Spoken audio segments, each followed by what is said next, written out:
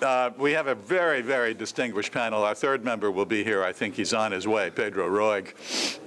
Juan Antonio Blanco and Marifeli Perez-Stable are both extremely well known in Miami, and they barely need introductions. But let me, we're going to each speak they will speak for about 15 minutes, and I'm just going to make a few general comments. By way of opening up this discussion about the politics of Raulismo, it's been nearly 8 years, hasn't it, since he took over, provisionally at first and later in actuality, but it's just a few months short of 8 years. He's changed things rather dramatically.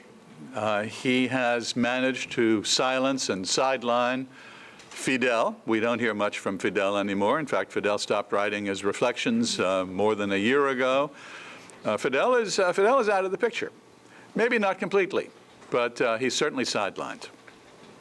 Raul has been systematically, in my opinion at least, abandoning much of the Fidelista legacy.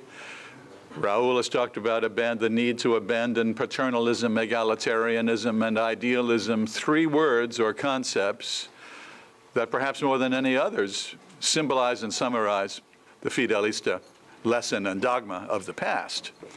Raul, in these nearly 8 years, has swept the entire almost the entire old leadership to the background or to the sidelines, and he has brought in his own people, Raulistas, in both civilian and military positions. The last of the Fidelistas to leave the scene was not too long ago when Alarcón was replaced as the head of the president, I guess, of the assembly. What about term limits? Is this government really going to pursue that diktat that they laid out last year, and they're going to impose term limits? Is Raul going to stay just one term as in where he is now? Is Díaz-Canel really anointed as a successor? Is that viable? Will he have support, the support that he would need from the political elites, including the generals? Would Díaz-Canel be able to succeed in any way, even in a symbolic figurehead way?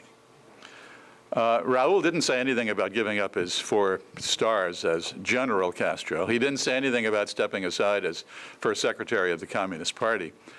And Machado Ventura, of course, is still second secretary of the Communist Party. So the succession issue certainly is one that's of interest, and I hope our panel will discuss it.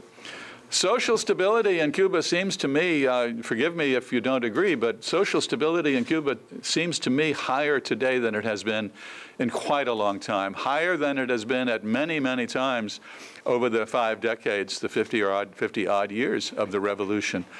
I don't think there's much chance of another Camarioca, Mariel, or Balcero exodus. Even if the current leadership were inclined to do something like that, I don't think the chances are high at all that there would be another exit, a mass chaotic exodus, because I think social stability is higher than it has been. The Venezuela relationship, it's really very interesting, isn't it? I mean, it's the essential lifeline. Without it, Cuba will plummet back into some very severe economic crises, maybe not as bad as 91 and 92, but pretty bad. A point, though, that might be worth making, if maybe you won't agree with me, the relationship with Venezuela was a highly personalized one. Fidel and his disciple, his acolyte, his adoring student, Hugo Chavez. But they're both gone. Fidel effectively is gone. Raul is now managing the relationship with Venezuela, and I'm not seeing any diminution at all in the depth of the support, the enthusiasm of the Venezuelan support. If anything, over these 8 years of Raul's time in power, it may be that the relationship between Cuba and Venezuela has deepened and consolidated beyond the close personal dynamic that Fidel maintained with his disciple Chavez. A couple of other points, and I'm going to stop and you're going to be hearing from our distinguished panelists. I think what is the future of the Castro clan, the 4 or 5 generations of the Castro dynasty? The one that we hear a lot about, the second generation Castro, we hear a lot about as playing some kind of role in Cuba in the future is the relatively young Alejandro Castro Espín, the colonel, maybe future general, I guess probably a future general in Minint.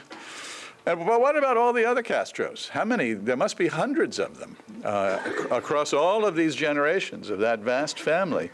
And it's really hard to imagine that if there isn't a profoundly radical change in the regime in the future, if there isn't a severe discontinuity in political structures, it's hard to imagine that the Castro clan will not continue to maintain very, very powerful influence. They have a lot to protect. They have their legacies to protect. They have their investments, their wealth to protect, and their positions. So that's something maybe the other panelists would like to take on. I'm intending to be a little provocative as we get started here. And then, of course, there's the military. I hope that Pedro will talk, and others too on the panel will want to talk about the military. How would they view a succession to someone named Diaz-Canel or Castro Espín? So that's all. I will moderate now. I'm not going to say anything, but but maybe to ask more questions.